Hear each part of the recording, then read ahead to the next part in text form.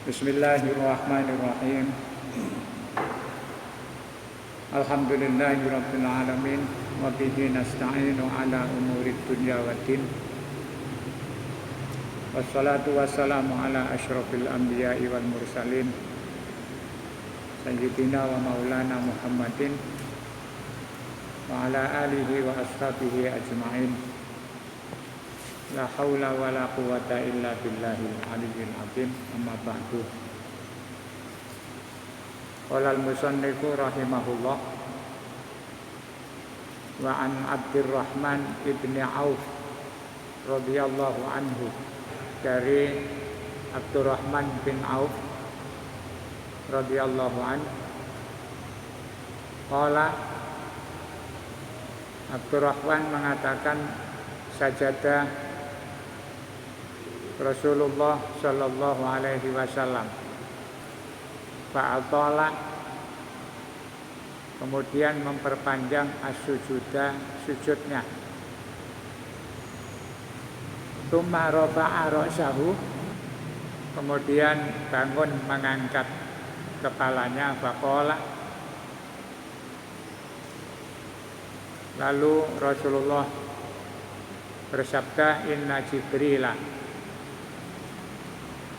sesungguhnya malaikat Jibril atani, datang kepada saya atau mendatangi saya. Wabasyaroni, dan beliau memberikan kabar gembira kepada saya.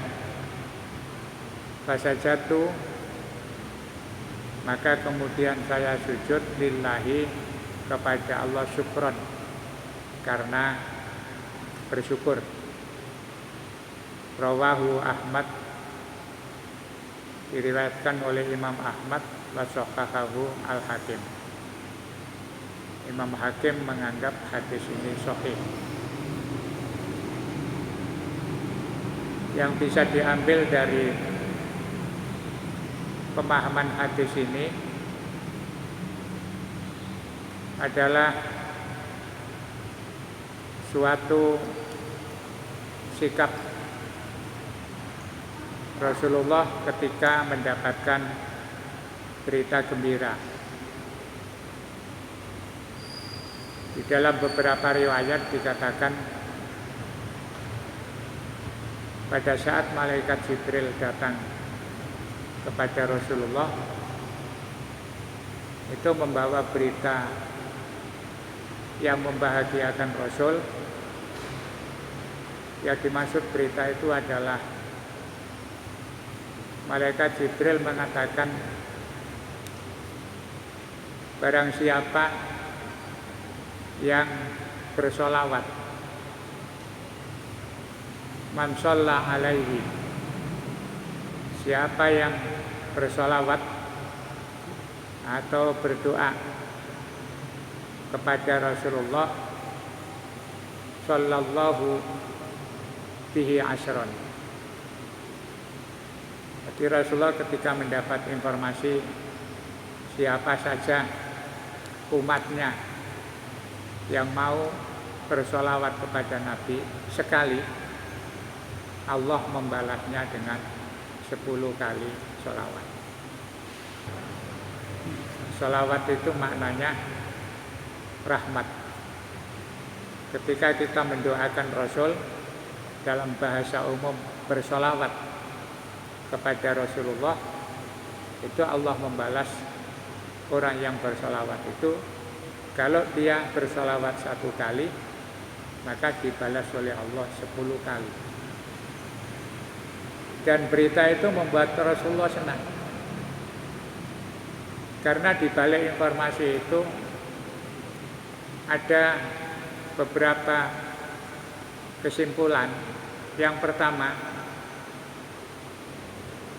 dengan dianjurkannya orang membaca sholawat kepada Rasulullah, berarti secara tidak langsung itu mengangkat derajat dan martabat Rasulullah, sekaligus nama Rasul itu akan diabadikan oleh umatnya.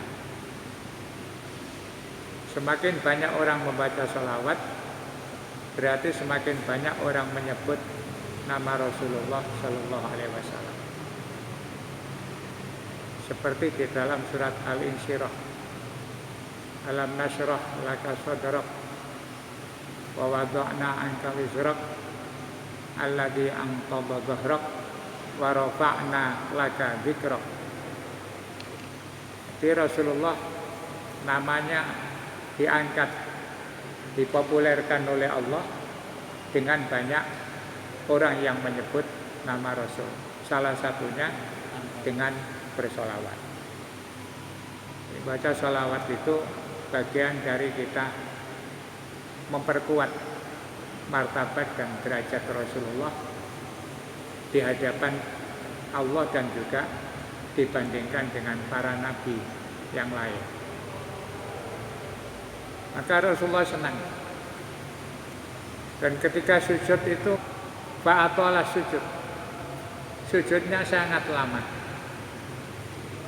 Nah, sujud lama itu dipahami oleh para sahabat.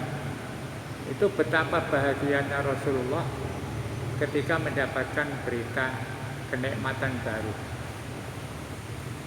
Maka Rasulullah mengakui betapa banyaknya nikmat Allah.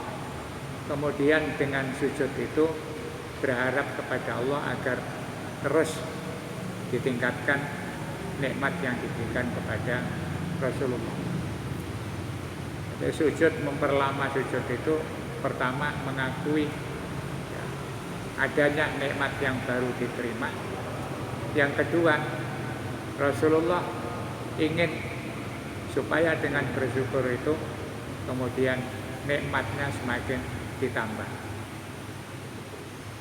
Ya, bersandar kepada firman Allah, la in syakartum la azidannakum wala in kafartum inna azabi lasyadid.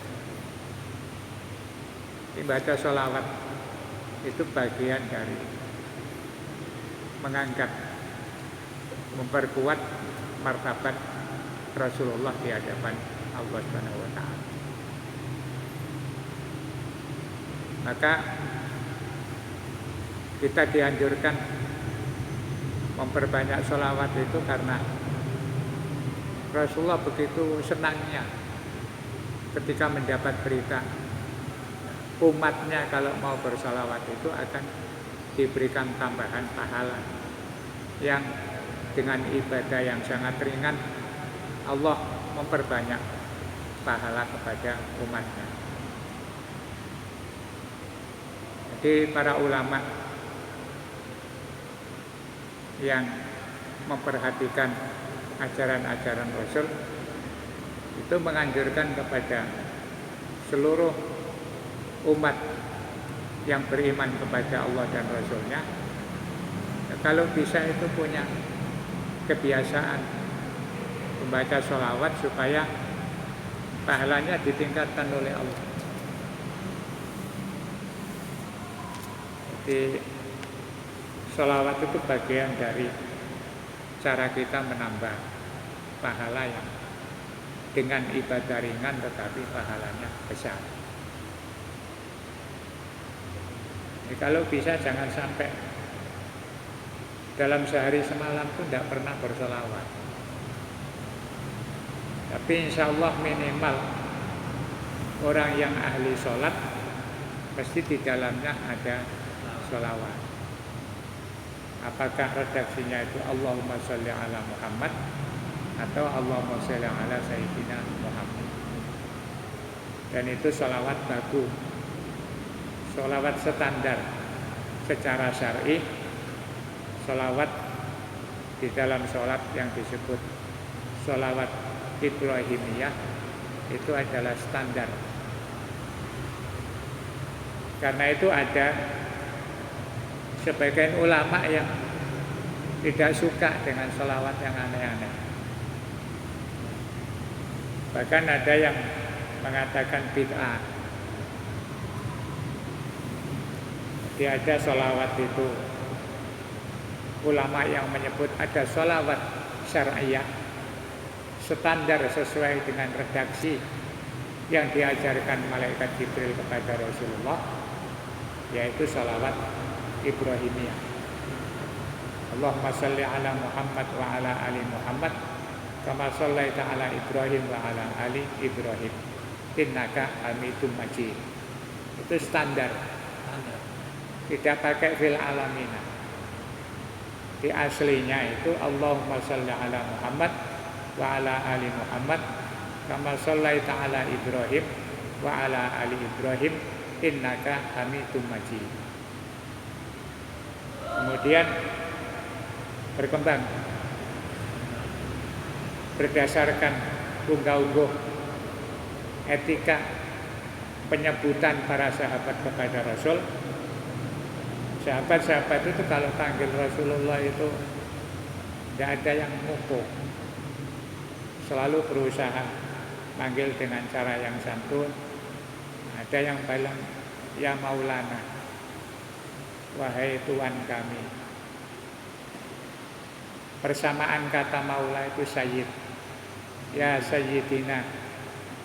Itu etika unggah-ungguh. Ibarat kita manggil orang yang lebih tua, itu rasanya tidak enak kalau manggil terus ngopo. Ada orang namanya Abdul Hamid, terus kita bilang Abdul Hamid, padahal lebih muda, sawangannya tidak punya etika. Maka minimal manggil Pak Abdul Hamid. Jadi Pak Abdul Hamid itu dalam bahasa Arab bisa Sayyidina, bisa Maulana. Bahkan ada yang saking cintanya kepada Rasul, kalau manggil Rasul itu ya Habibi, ya Muhammad. Maka orang-orang Arab itu kalau nyebut nama Rasulullah kadang-kadang lengkap. Ya Sayyidana wa Maulana wa Habibina wa Syafi'ina wa Qurrati A'yunina Muhammadin sallallahu alaihi wasallam. Itu karena saking cintanya kepada Rasulullah. Di orang-orang yang punya etika tinggi seperti itu enggak peduli dikritik orang. Mau nyebut Nabi saja kok cek dawon. Ya karena memang begitu hormatnya dan cintanya kepada Rasulullah. Maka ada ulama yang mengatakan minimal sholawat standar. Paling singkat ya Allahumma sholli ala Muhammad wa ala ali Muhammad. Nanti berkembang ada sholawat macam-macam. Sampai sekarang ada namanya sholawat Tibil Kulu, ada sholawat Naria, ada sholawat Fatih. Itu sudah berkembang.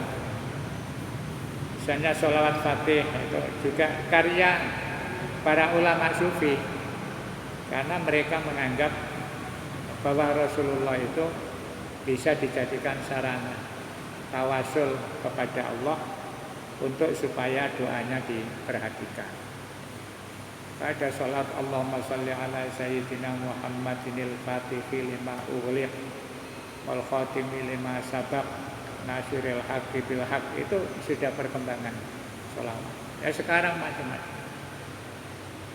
Ada sholawat yang terkumpul di dalam wirid-wirid ulama dulu. Misalnya ada Dalailul Khairat. Dalailul Khairat itu sholawat yang isinya itu begitu luar biasa.